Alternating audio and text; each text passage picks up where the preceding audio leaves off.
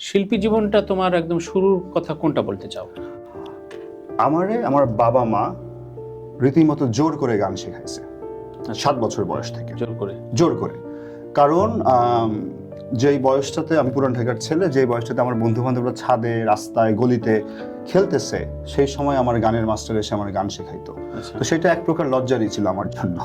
হ্যাঁ, কারণ কিভাবে যে আমি মানে গান গাচ্ছি, বন্ধুরা টিজ করতো। এবং সেটা আরো পরবর্তীতে খারাপ হইলো যখন ওই যে রবীন্দ্রনাথের 12-13 বছরের যে বালাই আমরা ইয়েতে পড়ছি, ফটিকে পড়ছি, ছুটিতে পড়ছি, যে তখন কণ্ঠ একটা এমন যে না বাচ্চা সুলভ কণ্ঠ না পুরুষালী কণ্ঠ, একটা মাঝখানে ভাঙা কণ্ঠ। তো সেই সময় ছড়া গান গাইলেও মনে হইতো যে একটা বুইড়া ধামরা কি গান গাইতেছে, আবার ওই বুইড়া ধামরা যখন প্রেমের গান গাচ্ছে তখন কি ইস্ত্রে পাকা একটা। তো আমি একদিন রীতিমতো কান্নাকাটি করলাম মার কাছে সারাদিন যে আমি আর গান শিখবো না। আর মানে মধ্যবিত্ত নিম্ন মধ্যবিত্ত পরিবারের সন্তান হিসেবে মা তখন বললো যে ঠিক আছে, শুধু শুধু তাহলে এই 1000 টাকার মতো খরচ হচ্ছে গান আর তবলার পিছনে, দরকার নেই, তোর বাবা আসুক, তোর বাবারে বলবো। তো মা বাবারে বললো, তো বাবা বললো যে আজকে ও গান ভাল লাগতেছে না, গান ছেড়ে দিবে, কালকে যদি বলে পড়ালেখা ভাল লাগে না, পড়ালেখা ছেড়ে দিবে। আমি পাশের মানে দরজার পাশ থেকে শুনতেছি, আমার মনটা খারাপ হলো। একটু পর বাবা আমার ডাকলো, তো বাবা ডেকে বলছে শোনো, তোমার দাদা খুব ছোট চাকরি করতো, আমাদের বড় সংসার, এবং আমার মামারাও বা গ্রামের অন্যান্য মানুষ আমাদের বাসায় এসে থাকতো। তো আমার খুব শখ ছিল গান শেখার। তো আমি ওইটা পাই নাই কখনো, সাধ্য ছিল না। তোমার যেহেতু আছে, তুমি সেটা শেখো। এরপরেই একটা মানে তারপরেও নিমরাজি হয়ে গানটা শেখা। পরবর্তীতে যখন 15-16 হইলো, কণ্ঠ খুললো, তো আমি খুব মানে পল্লী গীতিটা খুব ভালোবাসতাম গাইতে। গানের সাথে প্রেমটা কিভাবে তৈরি হলো?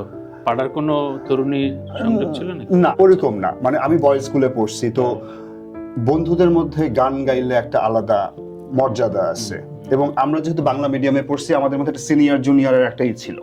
আমার এখনো মনে আছে যে একটা র্যাক ডে ছিল সিনিয়রদের, সেখানে জিগাতলা থেকে ব্যান্ড ছিল একটা। আচ্ছা। তো সেই ব্যান্ডের সবাই তারা ওই যে উইনিং, হ্যাঁ একটু রেনেসা, ওই ধরনের গান গাচ্ছিল, সফট মেলোডি। হ্যাঁ। তো কারোই সেটা পছন্দ, খুব ভালো ভালো গান, কিন্তু কারো পছন্দ হচ্ছে না।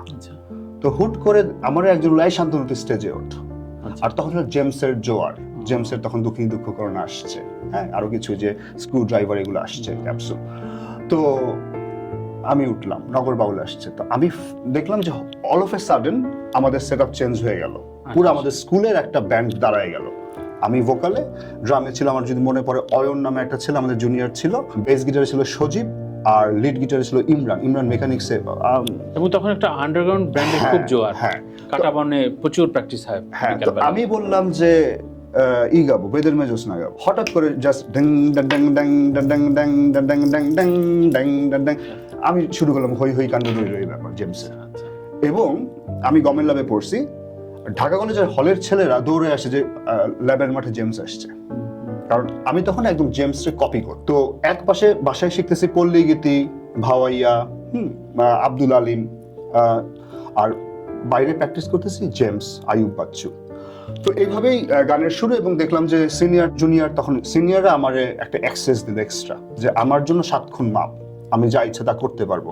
ঢাকা কলেজের বড় ভাইরা তখন মোটামুটি চেনা শুরু করলো। তো ওইভাবেই আস্তে আস্তে টুকটাক ওই যে খ্যাপ মারা যেগুলারে বলে ওগুলা করা।